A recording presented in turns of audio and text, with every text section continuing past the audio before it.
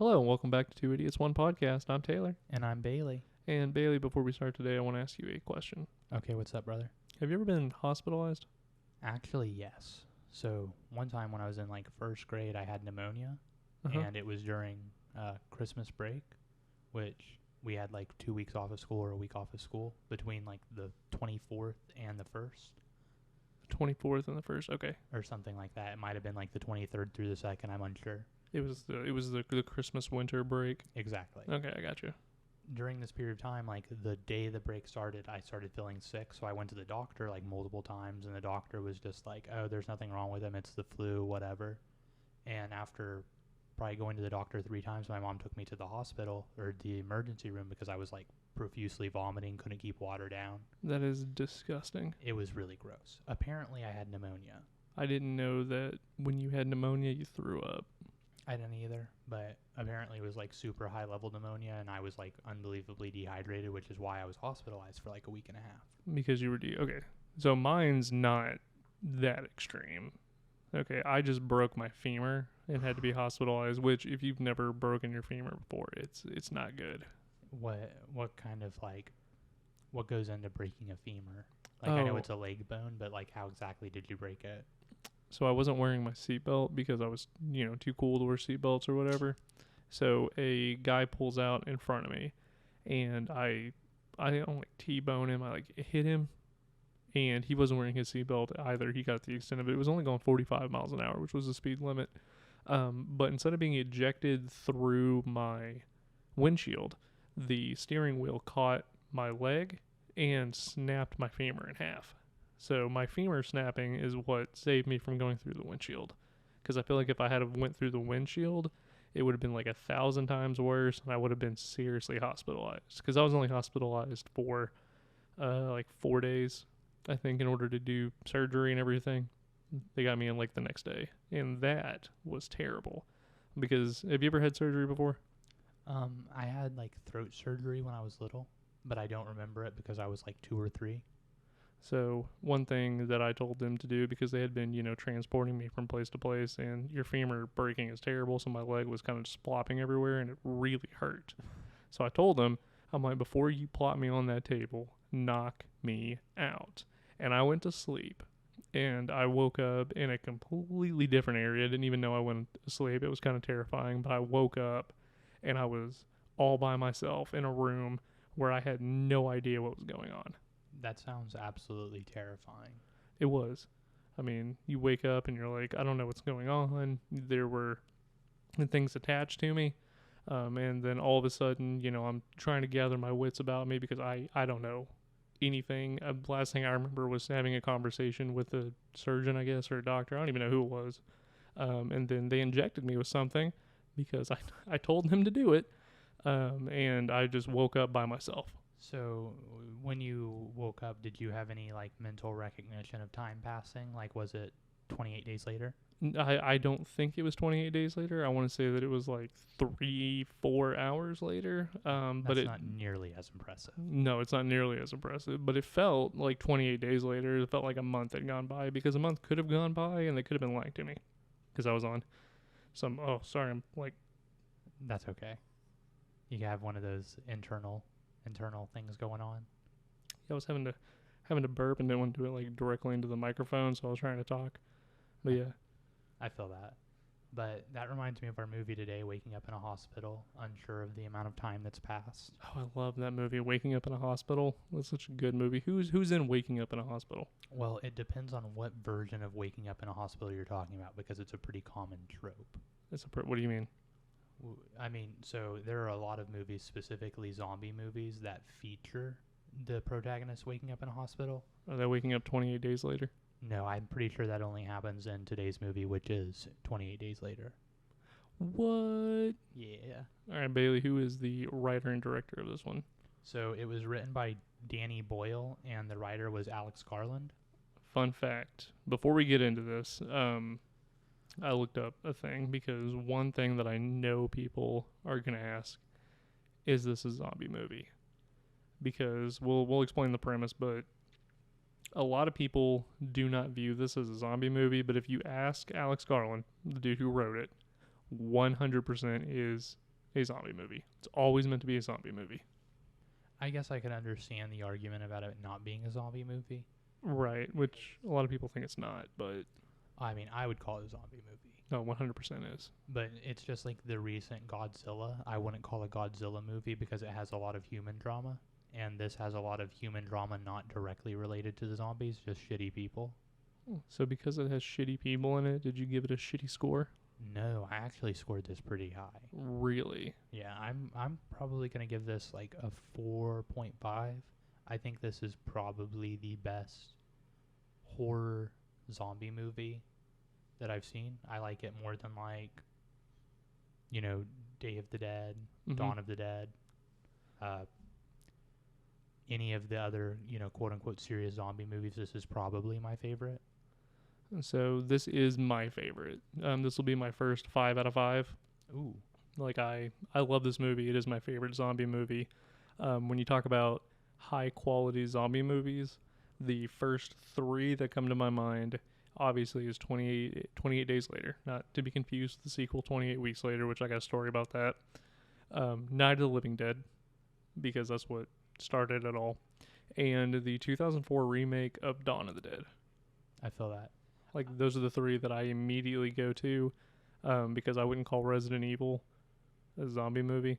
Well, interesting fact about Resident Evil, it actually has the same waking up in a hospital trope as this movie. The only difference is it happens at the end of the movie and in sequels rather than at the beginning. Okay, I did not know that. You know, I wouldn't know that because I don't watch those movies. Dude, they were actually pretty good. So it really surprises me. What do you think Roger Ebert gave it? If I had to guess, and this is purely based on like, the film had like a grainy quality because of like when and where it was shot, and some of the cuts are unconventional. That's just Danny Boyle. No, I mean, like that's his style. I recognize that, and I love Danny Boyle. I do too. But because of the non-typical cuts and because of the like, you know, the poor film quality. Not that it's a poor film; it's a phenomenal film. I would say he probably gave it like a 2 or 3. Gave it a 4. Oh. Gave it a 4 out of 5. I guess I don't know what I'm talking about. Now, RogerEbert.com has this as a 4 out of 5, or on the Roger Ebert scale, 3 out of 4. So yeah, that's what he gave it, which was really surprising.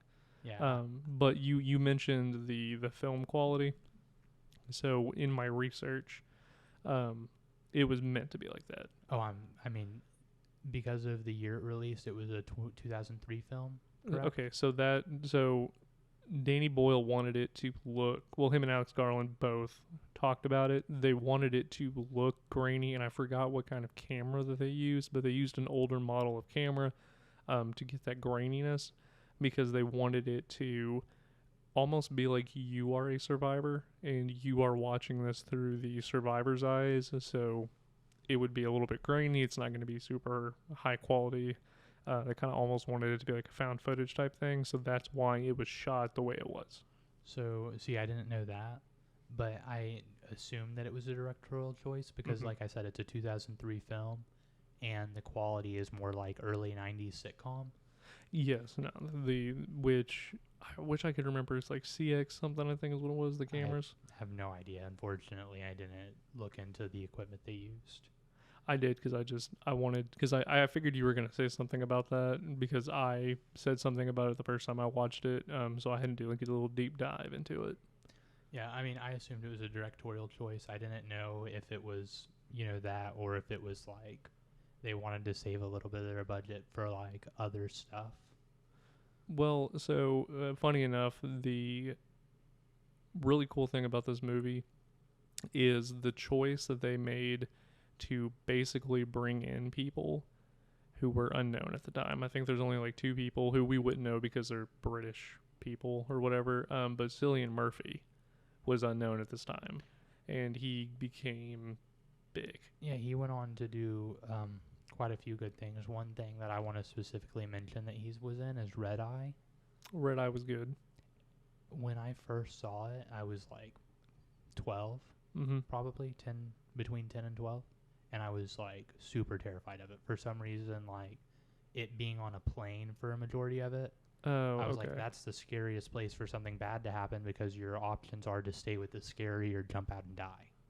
I can go with that. Yeah, that was like my 10 or 12-year-old brain's thoughts, and I was like, oh, this is terrifying, just like snakes on a plane.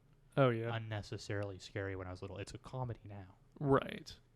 Okay, yeah, I can see where you're looking at it from. But I mean, the thing that I associated with him was Peaky Blinders. Peaky Blinders is also really good. I think that's where he does like his best. But it was just using unknown people and oh, who was it? Uh, I can't remember his name. Obi-Wan Kenobi.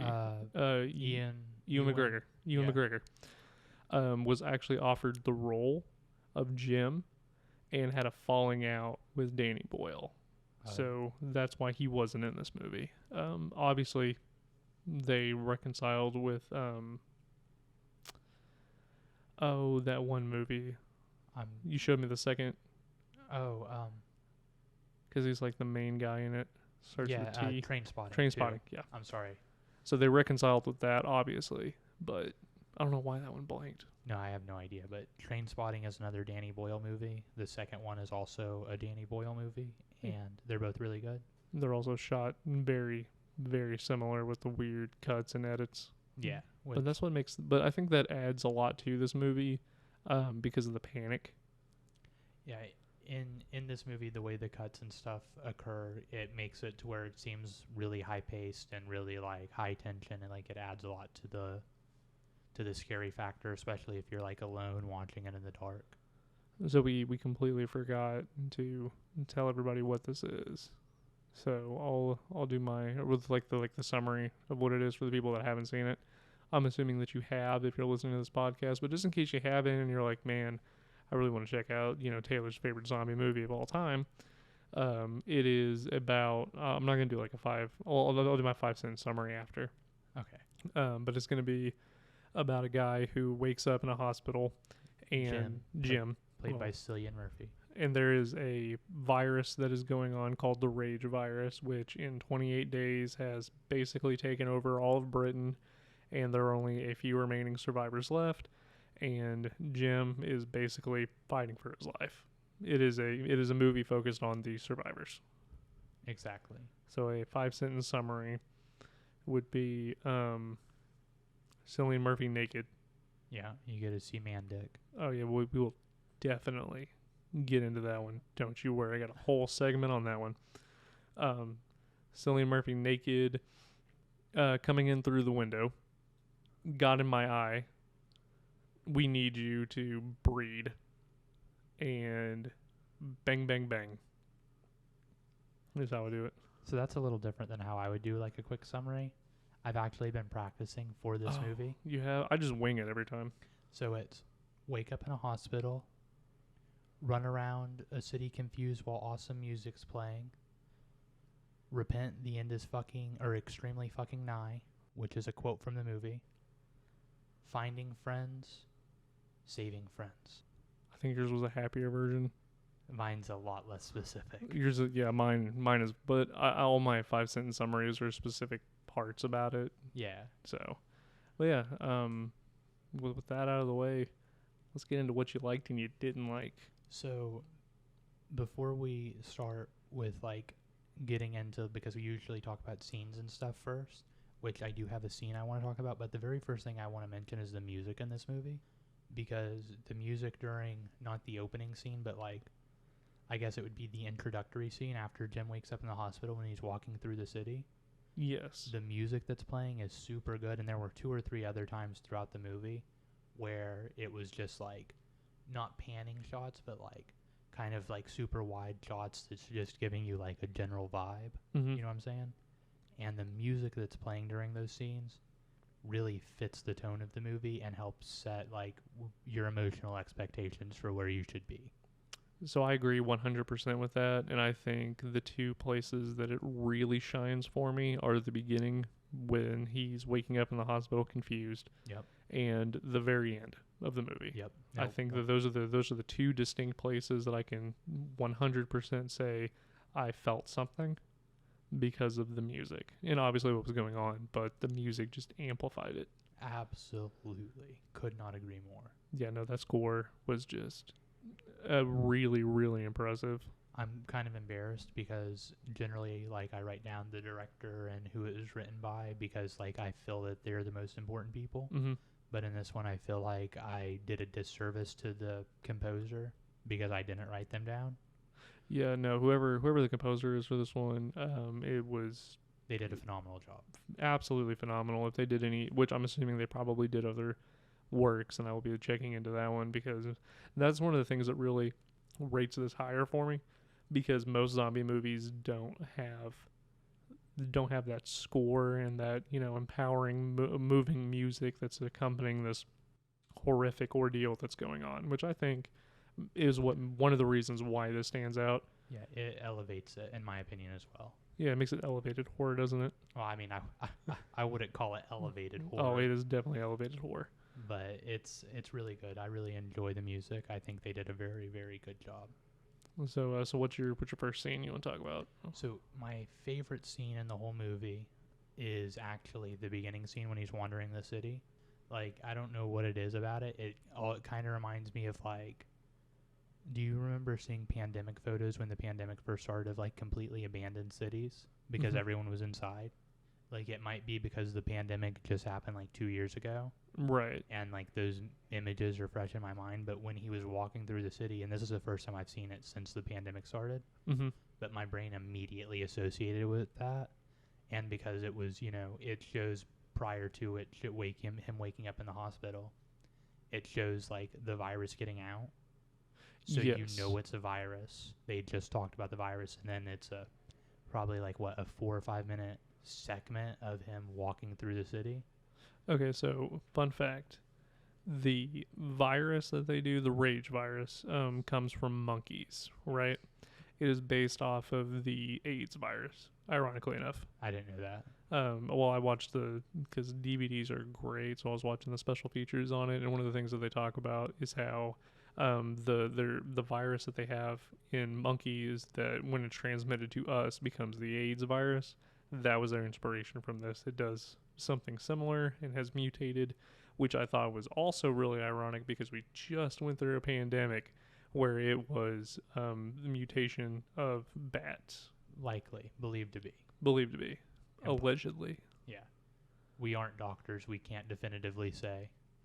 Based off of what the internet has said, it was either made by China to kill us all, or it came from bats. Or, if you believe South Park, came from a pangolin. I mean, the pangolin makes the most sense to me. Oh yeah, Randy Marsh did it. Yeah.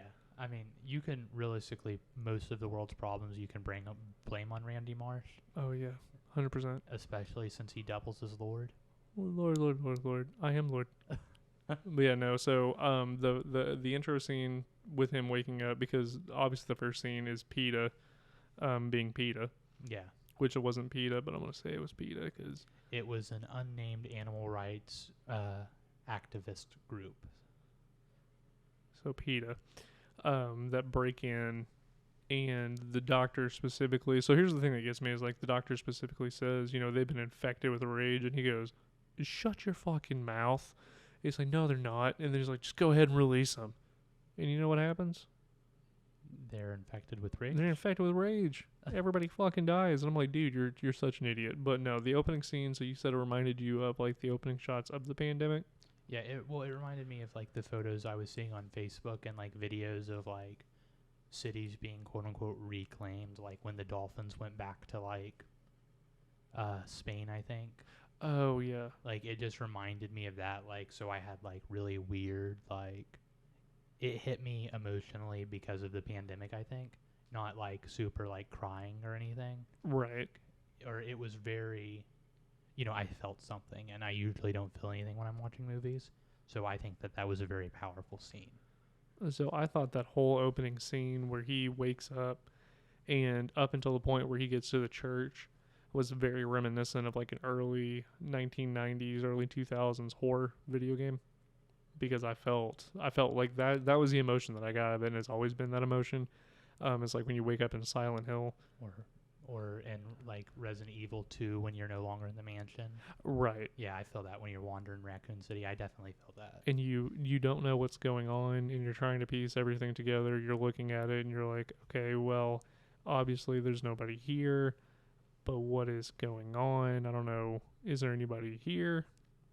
And then he meets the so I want to say one of my so you want to talk about the church scene because you had the end is fucking nigh. So, I mean, I do want to talk about that one. I was going to let you do one, and I was going to, like, flip-flop it. Oh, no, go ahead, because I have stuff I want to talk about, too. Okay. So, I also want to talk about the church scene, because I think that it's really cool, because this is your first interaction with zombies other than the, 2-minute intro with the animal activist group freeing the rage monkeys. Which the way that is shot is extremely chaotic, and you don't quite know what's going on. Like, you know that she has the beating red eyes. Yeah. And that's it. Exactly. But this is the first time that you can, like, see, like, individual examples of how it affects people. So, Jim walks into this church, and as he's walking up the stairs, you can see, and spray painted in bright red letters behind him, is "Repent, the end is extremely fucking nigh." And then he walks in and gets attacked by a priest. The fact that when the priest attacks him, he's like, "Oh no, I'm going to hell for this. I'm so sorry. I'm not trying to, like, be abusive towards you. I'm just trying to defend myself because you're, like, clearly attacking me. I don't want to hit you." Exactly. And then he apologizes when he knocks him down. He's like, "I'm so sorry, Father." Exactly. And I think that that's really good because it shows, like, a dichotomy almost between him and the group of survivors that he finds that are just, like, super hardcore, like, nah, they aren't people anymore, they're infected, fuck them. And Jim's just like, well, no, I'm a good guy. And, I feel like the right thing to do because it plays a lot into morality, and this scene, like, opens up the morality for me because it shows, like, it's the first example of who he is as a person, and watching it change throughout the rest of the film it's really powerful for me. It's part of the reason why it's rated so high because there's actual character development that makes sense. And it starts with this scene. No, it doesn't. I agree. And I was going to talk about that too. But one thing I do want to mention about the church scene is when he walks in and you see this mass pile of just corpse everywhere. Yeah, sitting in the pews and stuff. And the way that he just stares at it, I thought that was very, very well done and pretty powerful because this is his first, because we don't know how long he's been out. Obviously, he's been out for a while, at least 28 days, but he could have been out longer than that. And this is his first time seeing what is going on because before this, he hadn't had any interaction with people, didn't see anything. So he sees this and then hears the door, and then the priest bursts through the door and he's trying to talk to him like a human. Yeah, Jim's just trying to have a conversation. Be like, "Father, what's going on here?" And he's twitching, convulsing, and then just starts running at him. So, and then, like you said, he apologized. And I think that does play into a lot with morality, especially when he's running and meets up with Selena.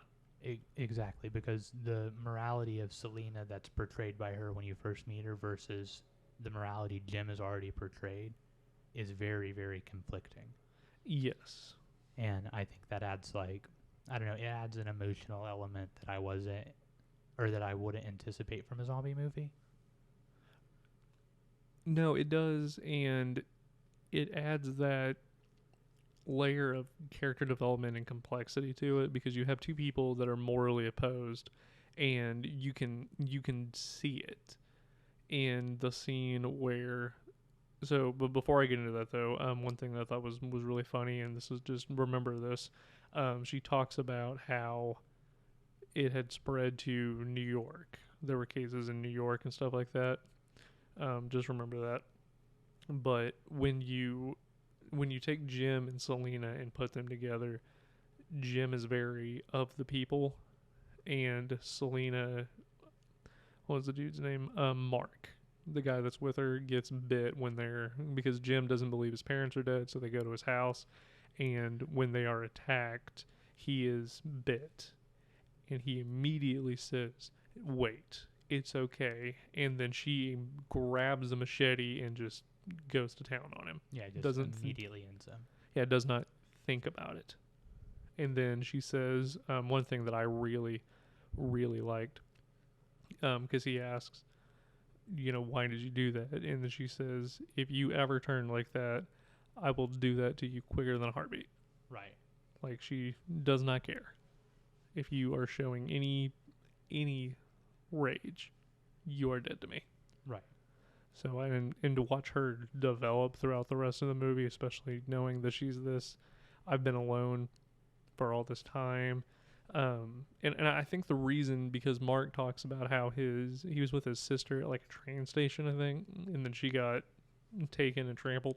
Yeah. And I think her backstory that was written in was she walked in on her brother like eating her parents and had to kill her little brother or something. They made a whole backstory for her that wasn't originally there. Okay. And that's why she is the way she is. Well, I mean, it's definitely believable. Like, well, that because they have morality in a lot of zombie movies. The reason the morality is elevated in this one, in my opinion, is because it's believable and complex. Yes, I agree. So I was unaware of her backstory because it wasn't articulated in the movie and I didn't see it online. No, it was to do like after. It was something that they kind of came up with after the movie or during the movie. It doesn't matter technically. I think she just wanted a backstory because Jim has a backstory of he was delivering something, got Bike hit. courier. Yeah, he was a bike courier, got hit, and that's the last thing he remembers. Then he wakes up and the world's gone to shit. Yeah, basically. And so he has a backstory and she didn't, but don't think it matters because it really comes into fruition when they are running. And one scene that I just loved was the staircase scene where they're running up there and he is screaming at her to slow down, do not leave me. Yeah. And she is not paying attention to him. She is in fight or flight mode. This is my survival. You're slowing me down. Fuck you. I'm going. Exactly. And I think that early on, those interactions are super important because of the way that both of their characters develop towards the end. Right. Since we're talking about character development, I'm just giving specific examples of when it really shines. Right. So, once they get to the top of the stairs and they're with the family, unfortunately, I can't remember the dude's name. Oh, don't worry. That is Frank. Frank. It is Frank and his daughter, Hannah. Yeah, I knew Hannah.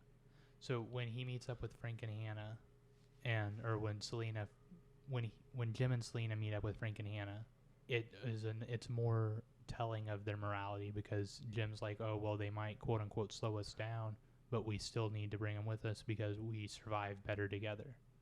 And Selena's just like, nope, absolutely not. They're too slow. He's old. She's young. No.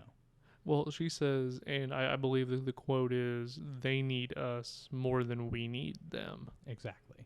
So right there, line is drawn in the sand. Jim says, we need to help these people. Selena says, no, we need to help ourselves. Like, I don't know what I would do in that situation. No, I mean, it's impossible to say because the amount of trauma and emotional damage that they've likely received from having to kill potentially people they know, like if her backstory's correct and she had to kill her little brother, stuff like that is likely very damaging for the psyche, I would imagine.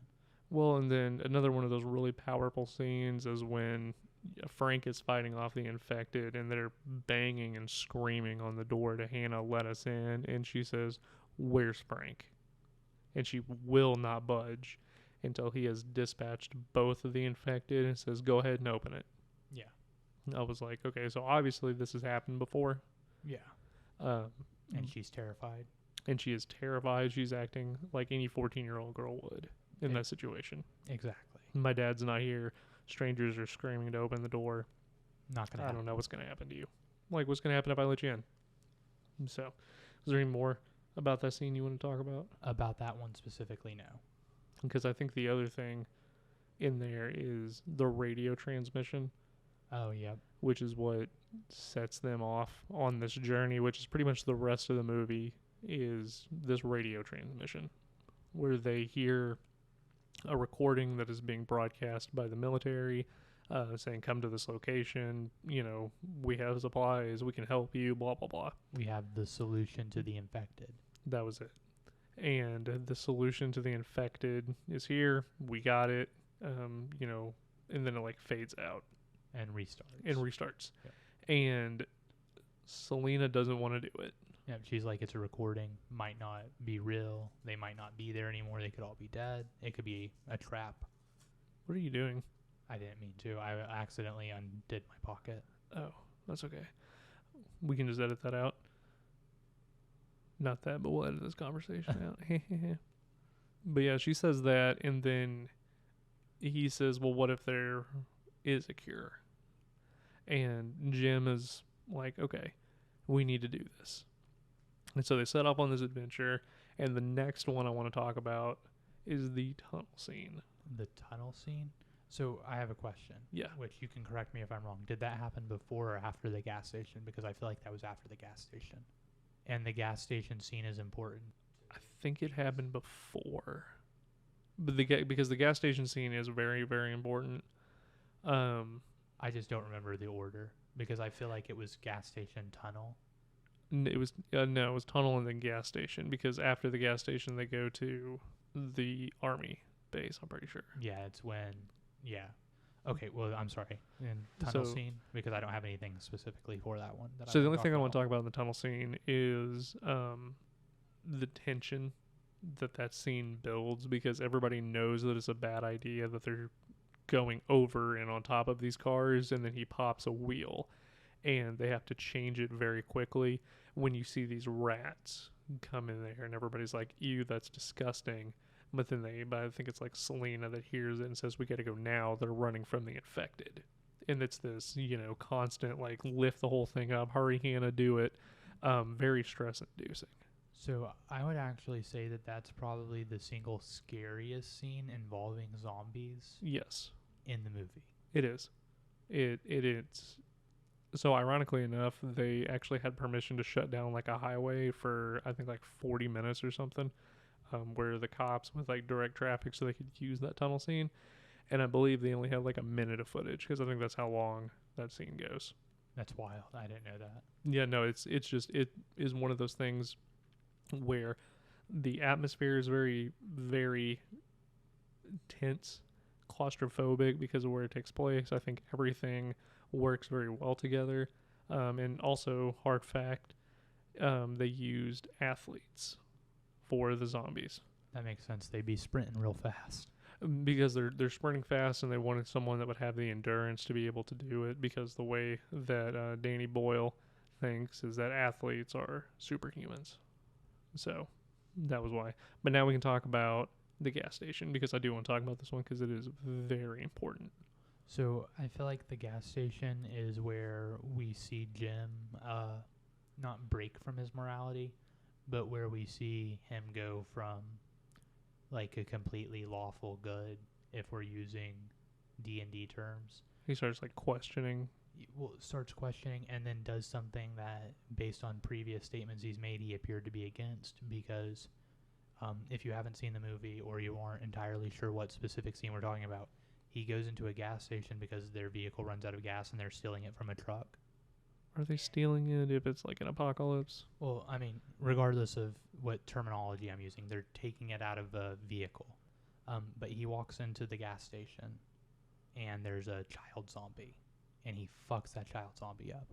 Without hesitation. Like the kid drops down from the rafters or whatever, and then starts running towards him, and he just... I think I have it in my notes as, fuck that kid. Yeah, basically. Because like he just turns around, and the part that really got to me... Was it the dead baby? What? No.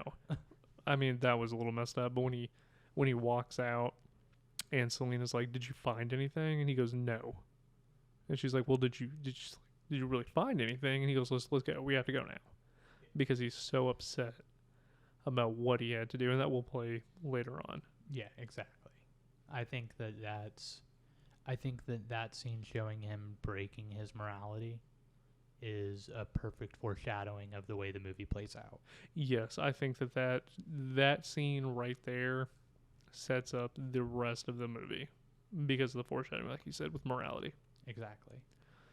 So then what happens is they get in the car and they find this army base that is deserted. And Frank gets so incredibly mad at a crow that is on a body that he hits it and a drop of blood goes into his eye. And this drop of blood causes him to become infected, and that was a powerful scene. Oh yeah, because it's just like, oh, one of your party members is now infected, and Hannah's like, oh no, not my dad, and Selena's like, fuck. Well, he's like Frank's shoving her away. You know, like he even starts it out with, you know, Hannah, I love you. And then she tries to get close to him, and he's like, Get the fuck away, bitch. get the fuck away, and like shoves her. Yeah. Yeah, then starts going crazy, and that's when Selena says, Jim, kill him. And Jim even hesitates because the army pops up out of the bushes and just obliterates him. But we're going to pause real quick because there was a alternate ending. So there's like 4 alternate endings for this movie. So 4 endings. I've only seen one of the alternate endings, and it was the. Well, hold on. We don't talk about that because this is like the super radical ending is what they called it. Okay. And they didn't shoot it. It was something that they were playing with. It was in the DVD commentary. It was really, really cool. But they were playing around with the ending. So what if the army never shows up? Okay. Instead of, so what happens in this ending was, we'll talk about this ending now, and I'll just run through it quickly. Jim gets knocked out. They realize where they're at is the animal testing facility where it was originally happened. They go inside, put him in a room, and they find a guy who has isolated and sealed himself off. And they're talking to him, and he says the cure is here. And they go back and forth about it, and he's like, you need to fuck off, I'm reading. And just goes back to reading, like he doesn't let him in or anything.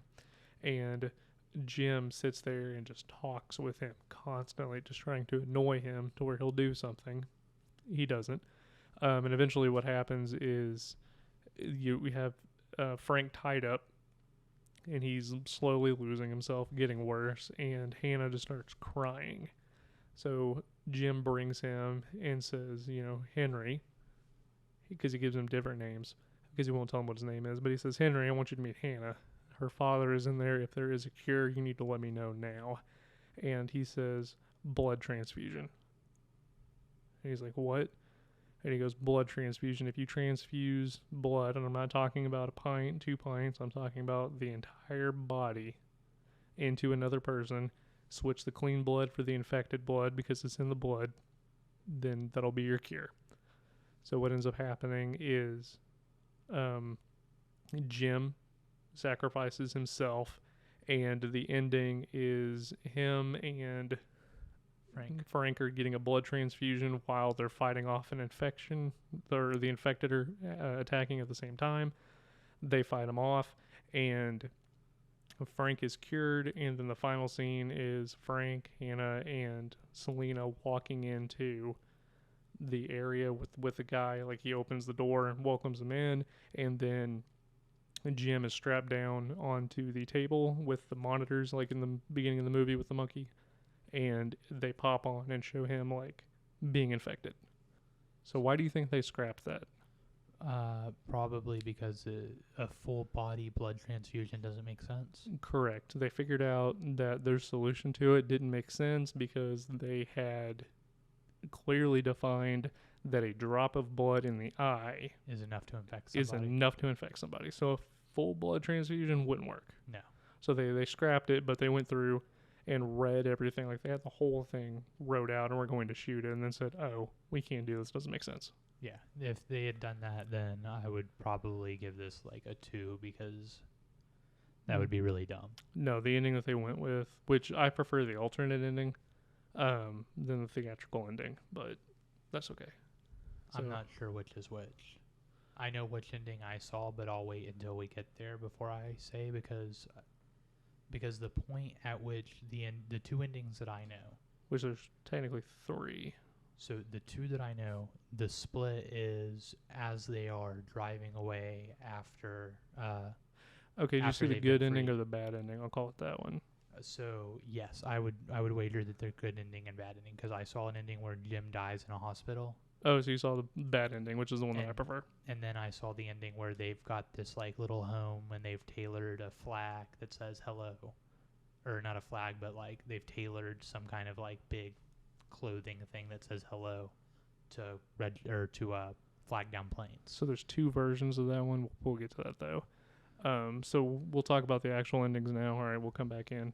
I just wanted, because I thought the radical alternate ending was cool to talk about. Dude, that's super wild. I didn't know that such a thing existed. Yeah, and it's literally Danny Boyle and Alex Garland like talking and reading the lines and everything, going, yeah, this is why this doesn't work. But it was a cool idea.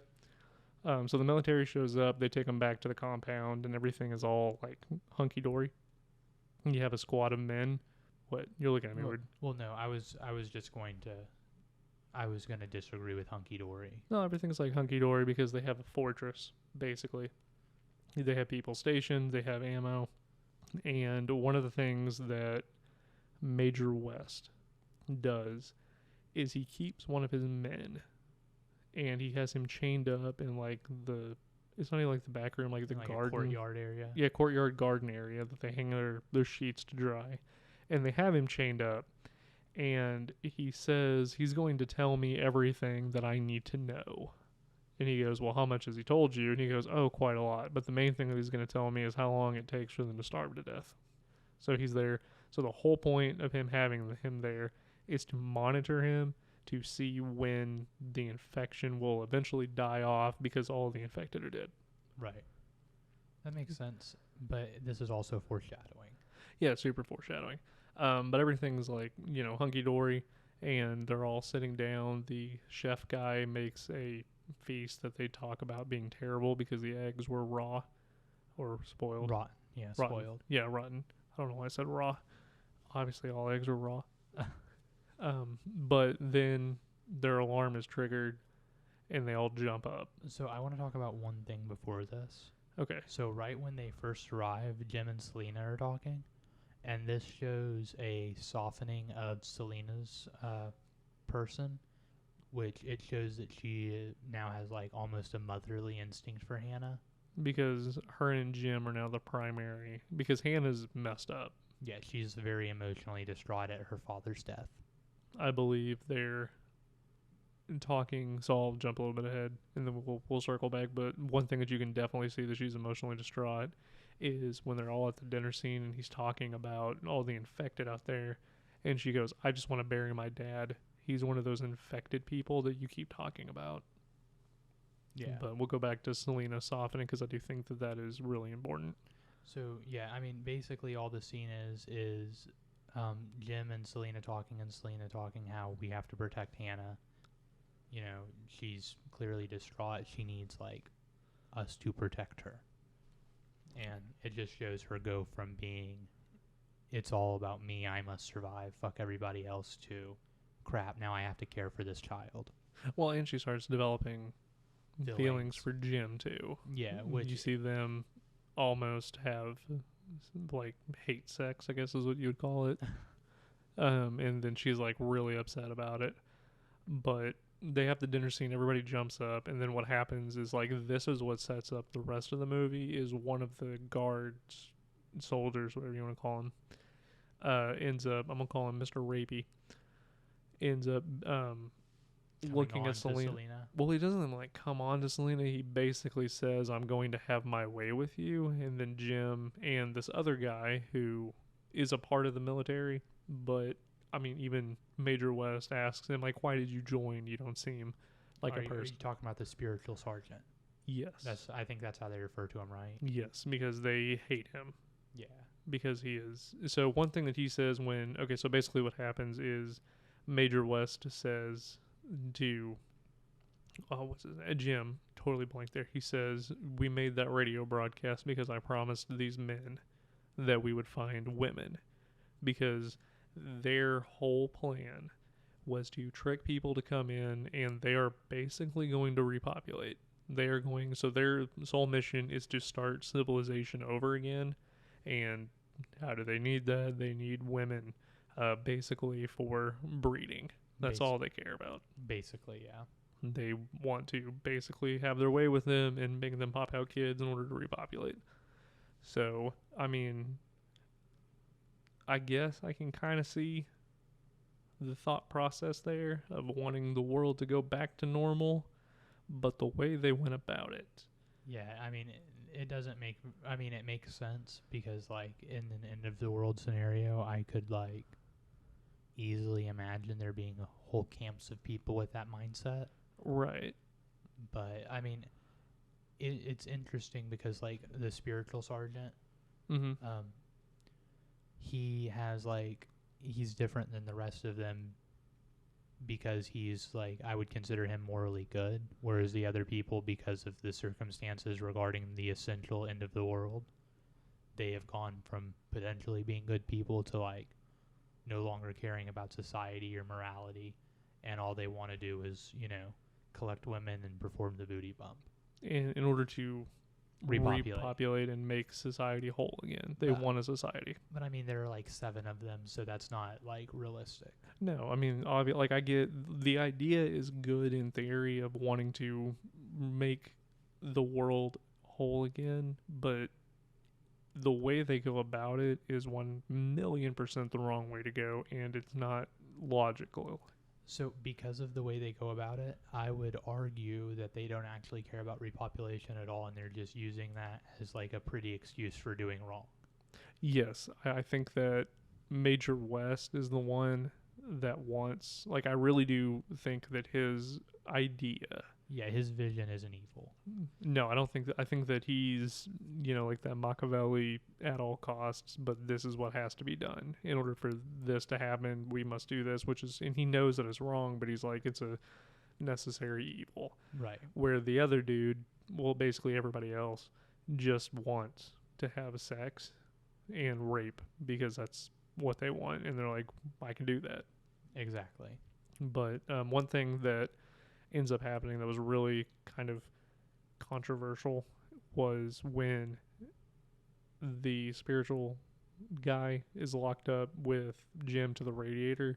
He starts talking about how there are other people in the world who don't know that this is going on, which is why I said, remember when Selena said that it was in New York and all these other cities? Right. So I think that they don't know. I think that the whole point is they don't know because there might have been reports prior to the news going out, because that's where Selena says she heard that it was in New York.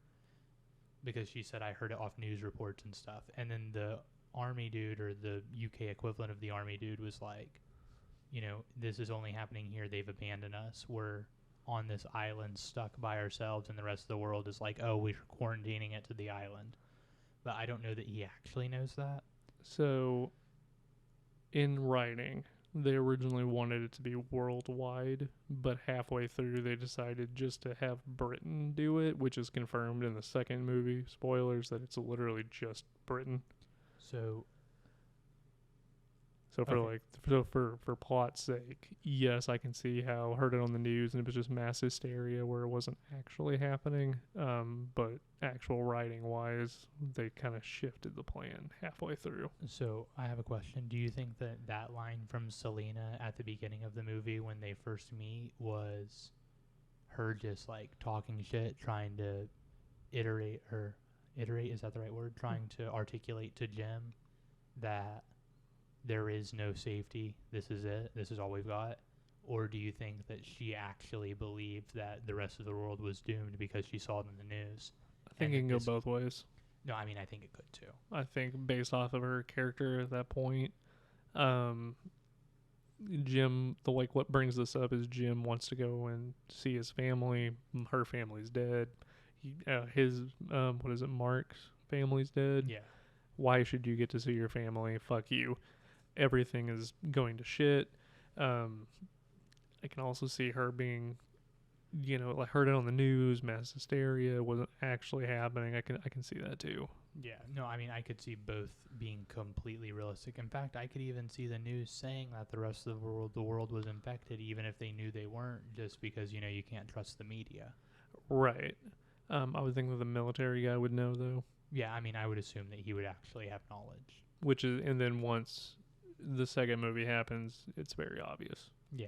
But I thought his whole speech of there are people that do not know what is going on. They have quarantined us. We are just a fucking island. I thought was very interesting to kind of think about that. Like there are people in like New York or whatever that have no idea this is going on.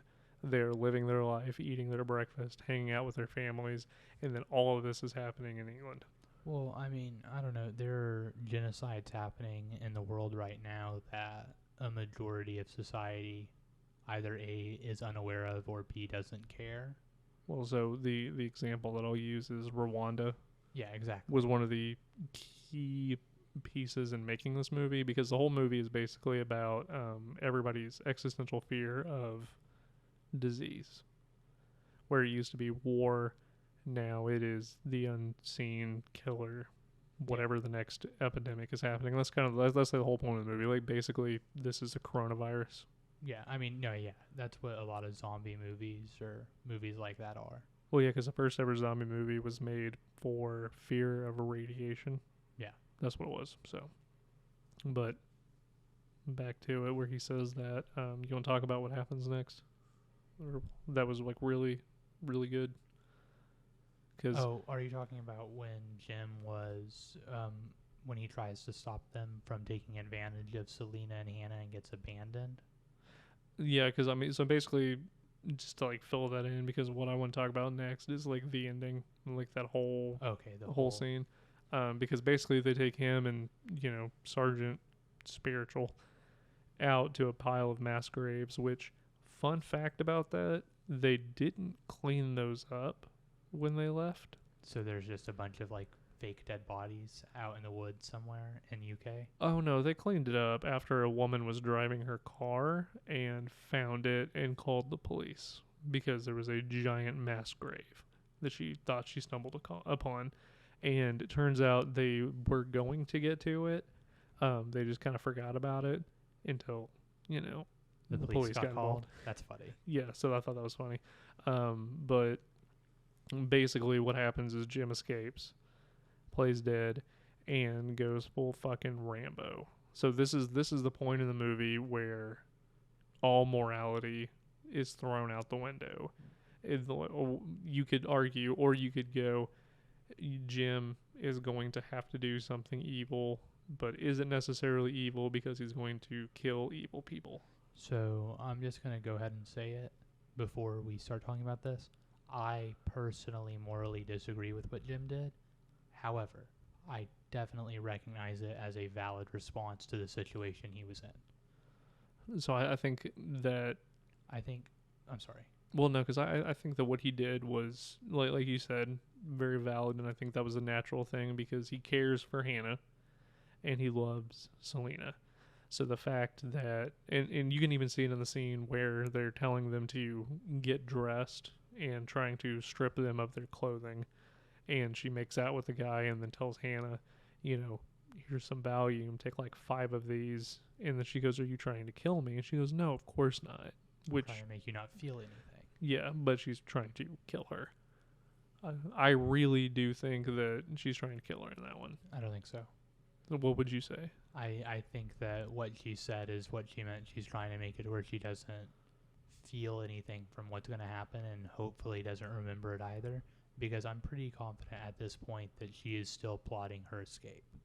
So I took it as you're not going to feel anything when you die. Like, these things are going to happen, but you're going to be dead before it happens.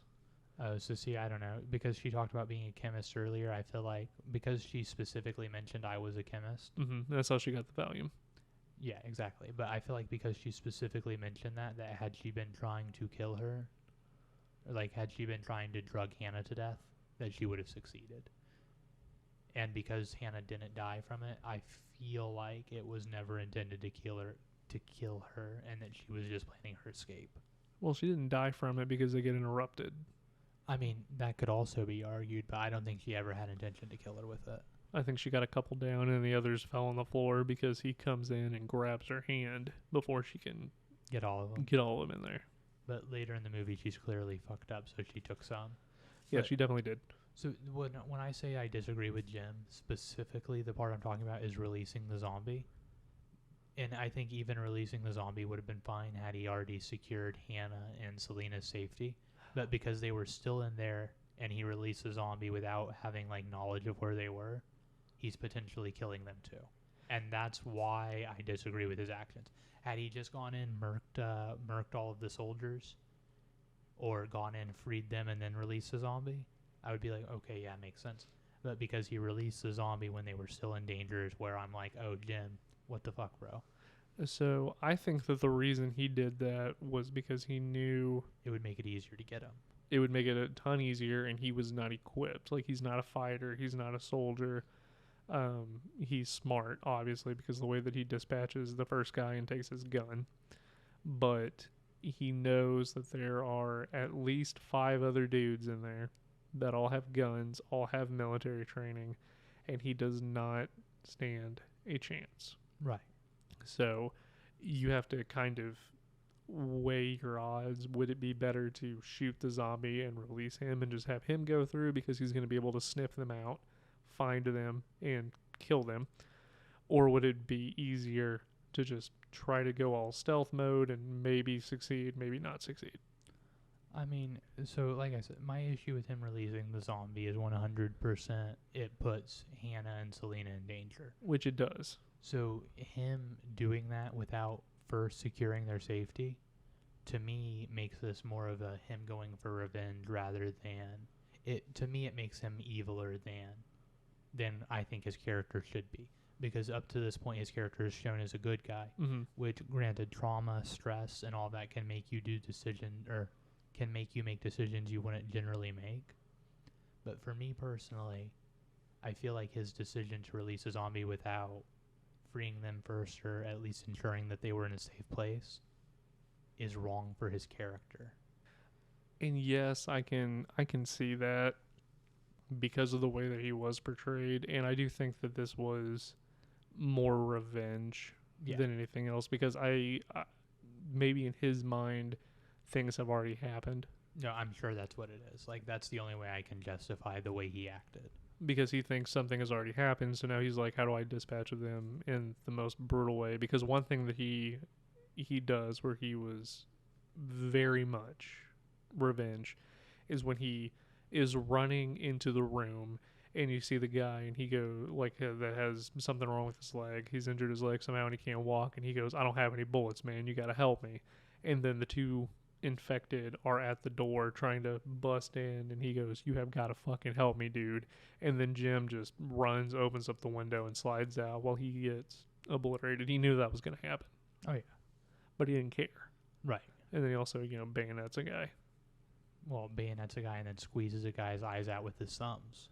Which was 100%, that was rage, quote unquote, is all that was, like, rage induced. Well, he wasn't infected, though. Well, it was never mind. Oh, no, okay, I got you. Because she thinks he's infected. Right, and he's like, oh, you hesitated for more than a heartbeat. More than heartbeat. But yeah, that one was, and like that whole scene where he comes in and demolishes this dude. I mean, he's 100% pissed off in full on rage mode and gouges out his eyes to kill him. I was like, that's brutal. It's probably the most brutal scene in the whole movie. But that was also the dude who literally said to him, I'm going to start with the black one first. Yeah. So he knew, got to kill this guy. Exactly. And he did not hide what he was doing. But then, what's his name? Oh, Major West. I don't know why I can't remember that. Surprises them as they're getting in the car. He goes, you dispatched my whole team. Boom, and then shoots Jim. So this is my favorite kill in the whole movie. Oh, yeah. When Hannah's driving the car, and it doesn't make sense. Like, the way it plays out is, like, super silly. Like, I think this is the only, like, super silly thing that happens throughout the whole movie. But it's cool. But what she does is she backs her car up to the entrance to the facility they just left, and a zombie, the original zombie that Jim freed, busts out the back window and pulls the major out, Mm-hmm. and doesn't try to hop in the car with them, doesn't try to do anything, just pulls the major out so that they can drive away to safety, to quote unquote safety. Well, he's got his meal. That's all he cared Right. about. He was one of the T-bone steak. Right, like I said, super silly, but so funny. Like, I actually laughed during this. Like, it broke the tension for me, and it was good. I liked it a lot. That scene breaks the tension, and then it ramps it up because. So here's where it diverges into Yes. 3 separate endings. Okay. So I'll go through the endings. You can tell me which one you watched. So the first ending is they go into the hospital.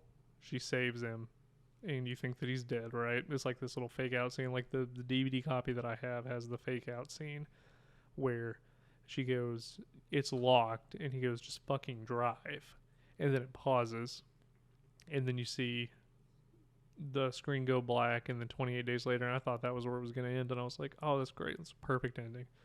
And then what ends up happening is he rushes through the hospital, and she saves his life because he wakes up in this cottage, and they're having this little family moment, and then Hannah runs in and says, "It's coming," and they grab the O for the hello and put it out there, and then start waving as the jet flies by, and then Jim goes, Thinking they saw us this time. "Yeah, I think they saw us this time." So that's one ending. And then there are 2 separate endings.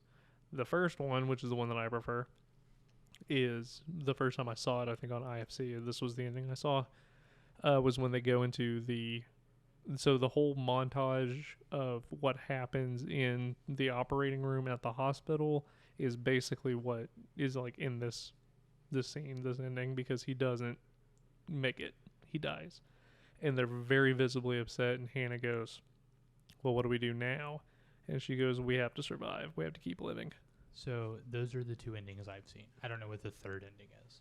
So the third ending, because test audiences didn't like that ending, apparently it sets up Hannah and Selena to die, is what they thought, that they were walking to their deaths.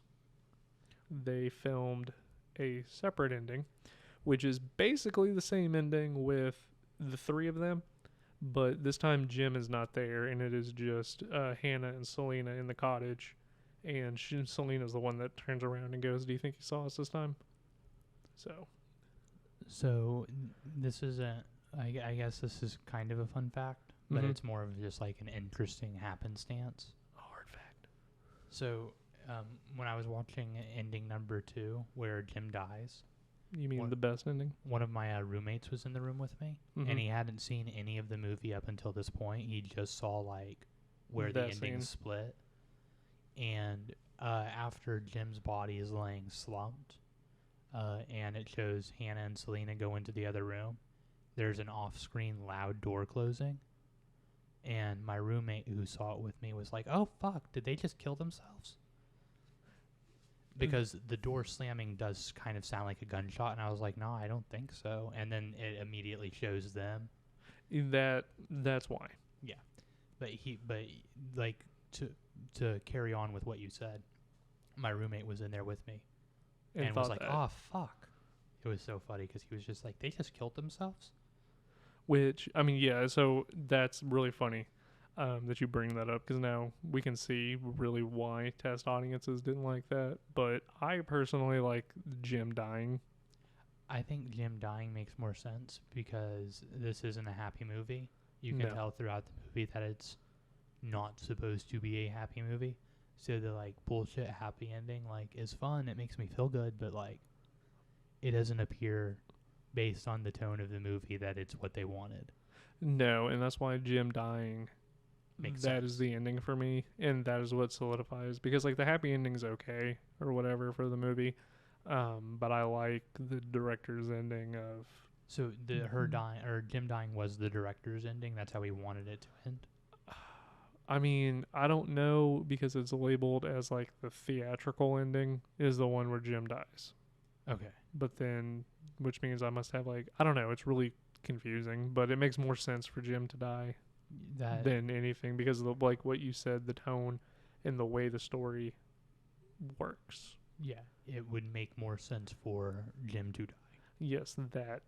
Boom, dead.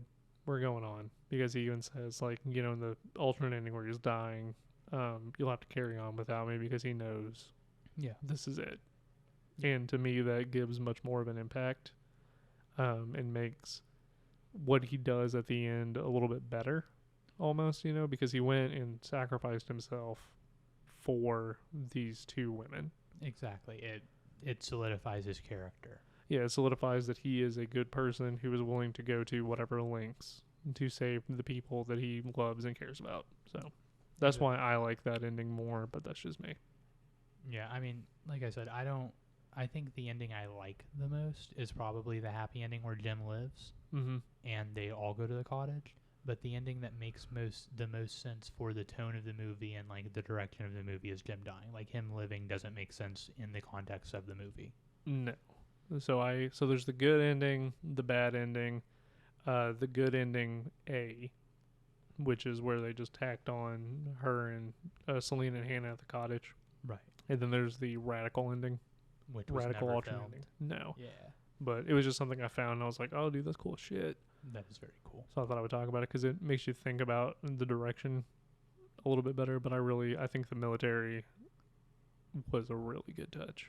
Yeah. No, I think that like I said when you were talking about the radical ending, it doesn't make sense. No, it doesn't make sense. So I'm glad they didn't go with it. Me too. But moving on. What recommendations do you have for someone who likes this movie? And this was really hard for me because like there are a lot of other zombie movies. There are a lot of other movies where the military are bad guys. However, there aren't very many movies that feel the same way to me. No, and I can't recommend. I mean, okay, obviously watch the sequel if you like this one. Yeah. That would be my first one. But I can't really recommend movies for this one because of that. And I think that this one just makes me feel a certain way. It's one of those movies where if you watch a zombie movie, it's kind of just character focused on the survivors and all that, but it's not at the level that this is and the brutality that is in this movie. Well, no. For brutality, I would say The Sadness is probably a more brutal zombie movie than this. So I would say like Train to Busan would be a good one. I haven't seen The Sadness, but do you think The Sadness would be on the same level as this? So I mean, it's a different type of movie because I would say, I don't know. I have really strange feelings about The Sadness. I want to do it sometime. Okay, I gotta watch that then. It's in Mandarin, but it's hard because there are elements of The Sadness that are really, really funny, and there aren't very many elements in this movie that are very funny other than when the general major gets pulled out of the window. Mm-hmm. Major West. Yeah. So I mean, I guess I'll just go the cheaper route and say zombie movie. If you like zombie movies, check this one out. Any zombie video games, check those out. Yeah, I mean, like I said, I don't really have any good recommendations off this movie because I feel like it would be either cheating the movie I was recommending or I would be cheating this movie because of how unique this movie's tone is. Just my recommendations, watch the fucking movie. That's my recommendation. Yeah, and the sequel. And the sequel, yeah. Because, I mean, the sequel wasn't nearly as good, but I still like the sequel. Yeah, super solid. So I guess with that, we'll move on to Taylor Talk. Oh, shit. Which I really don't have anything because I've been trying to... So when we filmed Zombieland, or recorded, not filmed, you kind of brought up what I was going to talk about because the reason I picked these two movies was because one is a funny American comedy movie, and then this one is a very serious, disturbing British movie. And I was going to talk about, you know, like the cultural differences and stuff, but since we already like touched on that in the last episode, I don't want to rehash it. I'm sorry. It's okay. It kind of just happened, and I was like, shit. So yeah, I really don't have anything for Taylor Talk. I guess we can just talk about whatever. I don't know. How was your day? My day was okay. I woke up and then I watched Def Comedy Jam. Oh yeah. And then I came to record the podcast. And that's been all I've done today. I've been up for maybe 4.5 hours. I guess we can talk about Elden Ring. I've been like I mean, almost done with that. I don't want to spoil Elden Ring for our viewers. We don't have viewers. We have listeners. Or I guess they're viewing with their ears. Yeah, I don't know. Elden Ring was fun. If you guys haven't played Elden Ring, You should. it's fun if you like Souls games. Oh, so I was watching. So I guess we can talk about this because you had talked about wanting to talk about like psychology stuff. You know. Well, it's just you have a psychology degree, and I Okay, feel just like because I have a psychology degree doesn't mean I know how to use it. well, I Well, mean, I do, but I feel like you would have better psychological insights than I would because everything I know about psychology I learned in high school or off YouTube, and Mhm. you have like legitimate first-hand classroom knowledge.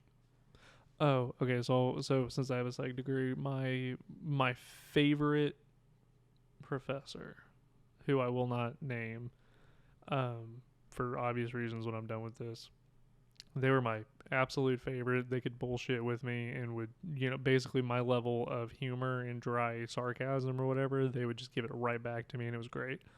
You had a professor give it back to you. Yeah, it was great. But when I was taking their abnormal psychology class, they opened up with they knew BTK, like personally. And that whole thing was very interesting. You know who BTK is? That's actually what I was going to say. It's the bind, torture, or Bind, torture, and kill. Yeah, from Dennis Kansas. Rader. Wichita, Kansas. Yeah, so I'm actually very familiar with that because I grew up in Kansas. Oh, But perfect. for any listeners who don't know, you should give like just a super quick rundown. Okay, so super quick rundown is guy's name was Dennis Rader. He was a very godly, churchly man who loved his family and was very loved in the community. But he had this dark secret where he would, like bind, torture, and kill women. And without going into like the details, because I don't want to glorify him, by saying this is what he did. But basically, what happened was he got very cocky and would put letters on a I think it was a floppy disk at this point, or like a CD or whatever, and he would write these emails is what it was, and he would send them to these letters or emails to the police to kind of taunt them like the Zodiac killer did. Only not as effectively. Very not effective, because what happened was the emails that were being sent eventually got traced back to his church computer that he used to write all of them, and he was convicted. You can watch his conviction because I think he was convicted in like 2005. I'm not sure, but I know that shortly after he was convicted, there was like a movie thing released about it. Mm-hmm. Because I stayed the night over at one of my friend's houses and knew that it was like a serial killer from Kansas. So I rented it. Like I had my mom take me to the Blockbuster. I think it was Movie gallery. yeah, Family I think it was Video. movie gallery back then. It was between Blockbuster and Family Video. But we went to movie gallery and rented it, and I took it over to my friend's house and like turned it on, and we were both like real young, like 10, 11. Mm-hmm. And his dad walked in and was like, "What the hell are you guys watching?" And got really upset because it was like moderately graphic, but it was funny. Well, the interesting thing about him is you can watch it on YouTube because they recorded the entire jury thing, and you can just, because I don't remember how many he killed, it was kind of a large number, but you can watch him go through, and his facial expression does not change throughout the entire trial. Just stays this, like, if you really want to look at what a stone cold psychopath looks like, his facial expressions are, that's it, because he doesn't care. It's almost like he was, touching himself to it, because he had a lot of great pleasure in telling these people what he did to their daughters. Yeah, that's really fucked up, man. Like, yeah, but like the psychology behind that is what fascinates me. But anyway, my professor, doctor professor, would always tell this story about how they were hanging out with Dennis Rader's younger brother because they were the same age. And Dennis was weird. The way that they described him was he was older, had a car. That's why we hung out with him. And ironically enough, the first couple of murders that he committed, she was hanging out with him during that time period. So it was like, what? That is wild. I didn't know that. But yeah, so I knew a professor who actually knew Dennis Rader and went to like his house and hung out with him and stuff like that. Because one of the things that they were always asked was, well, what was he like? Weird, kind of quiet. We used him for his car. Didn't really talk to him because he was kind of older. Just gave us rides places. That was it. Which goes into that, like, serial killers are just people. Yeah. Until, they commit these atrocities. Yeah, until they're killers. Until they're killers. But I don't know, my favorite serial killer, and I wrote a whole, what was it, so I took a personality course, like psychology of personality, and I wrote an entire paper over his personality. But it's the co-ed killer, Edmund Kemper. Yep. He was in Mindhunter, wasn't he? Yes. Like, not him, but a portrayal of him. Which, the way that guy portrays him is literally how he was. I watched, because if you go online, you can actually find, like, Ed Kempner videos. Mm-hmm. And I watched a couple of those while watching Mindhunter immediately after, because I heard someone say the exact same thing. Yeah, no, he talks like, his IQ was 145, 150. Like, the dude was 6'9", 300 pounds, a genius. But because of the circumstances, and one thing that you'll figure out is when you look at the psychology of serial killers, most of them had an abusive childhood. Because, like, Edmund Kemper, who always wanted to be called Ed, don't ever call him Edmund, was a really nice guy, and just so he liked women, he just hated his mom. Yeah. And once he killed his mom, everything stopped. Opened. Yeah, well, no, he stopped killing. Did he? Yeah, he literally killed his mom and then quit killing people. He didn't have a desire to do it anymore. Well, isn't that when he turned himself in? Because isn't he one of the ones that turned themselves in? Yeah, and they thought he was joking. Yeah. Like the cops, because he would go to a cop bar and everybody knew who Ed was. Yeah, Big he Ed. went on. He did ride-alongs with them. He did ride-alongs with them. He talked with them. He was friends with them. So when he fled, I don't remember where he fled to, but he fled to a different state and called them off of a payphone and like confessed. They laughed at him and said, "Ed, quit joking, man. There's no way you could have killed these 10 or whatever co-eds." And then he starts giving details that only the killer would know about, and they're like, "We need you to come in." So he came in and like served his time, but he hated his mom so much and just took that anger and frustration out on women that would share characteristics, I guess, of his mother.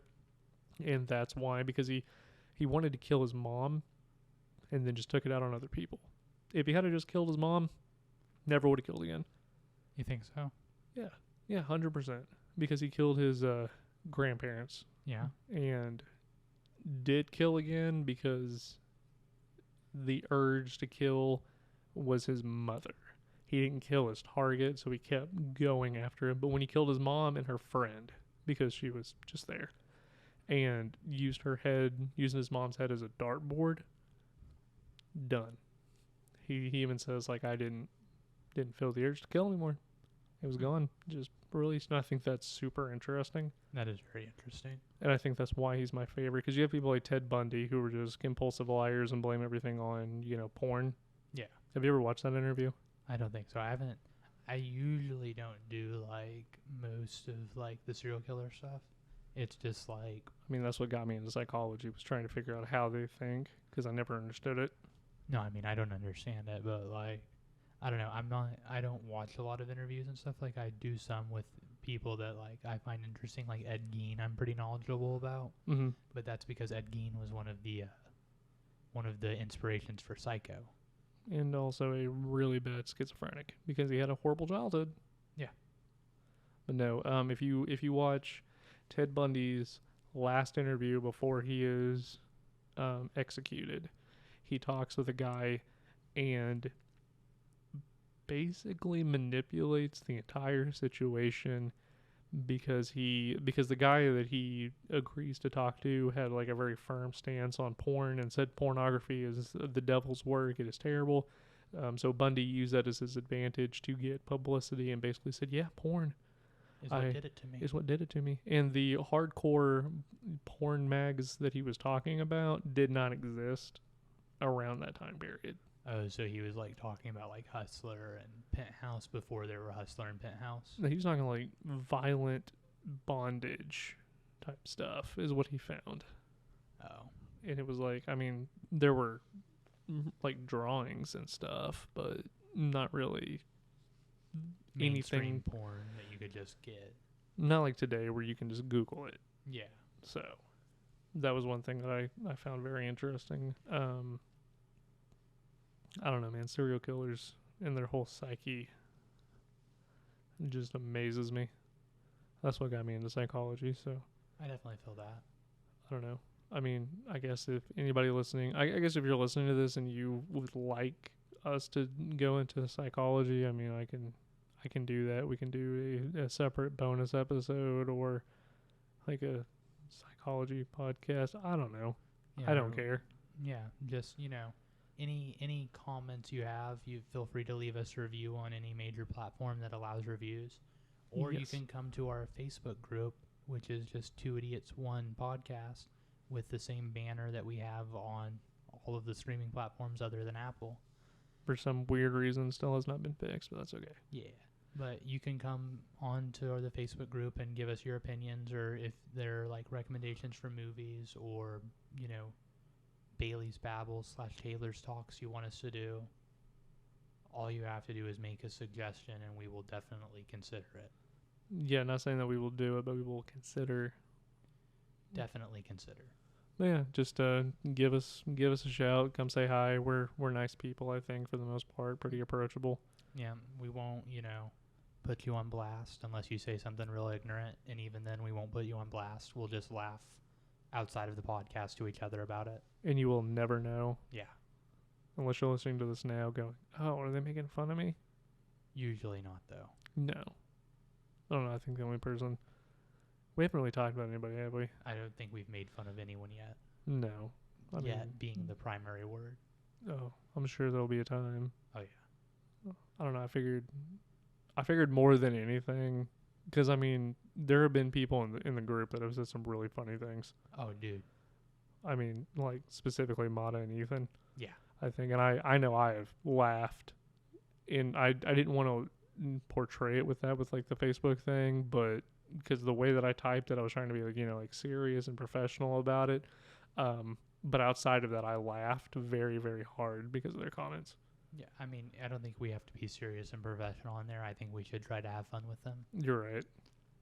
Because, like, when I see something funny, I toss a heart or a laughy emoji. Oh, I do the laughing emoji. And then I comment, and I'm like, hey, what up, homie? That was funny. Yeah, exactly. Yeah, if you have any suggestions, or if there's like a psychology topic that you want to know more about, the dark triad or serial killers, Machiavellianism, the foot in the door tactic, or social psychology, how society works in general, because I do have a minor in sociology, because those go like hand in hand. Just saying, we can talk about cultural diversity and culturalisms and norms. I don't know, man. I'll talk about anything. I just like hearing myself talk. That's called narcissism. But yeah, I guess with that being said, is there anything else that you want to do? No, I think we're good. All right. Well, this has been Two Idiots, One Podcast. I'm Taylor. And I'm Bailey. Thank you very much for listening. Bye.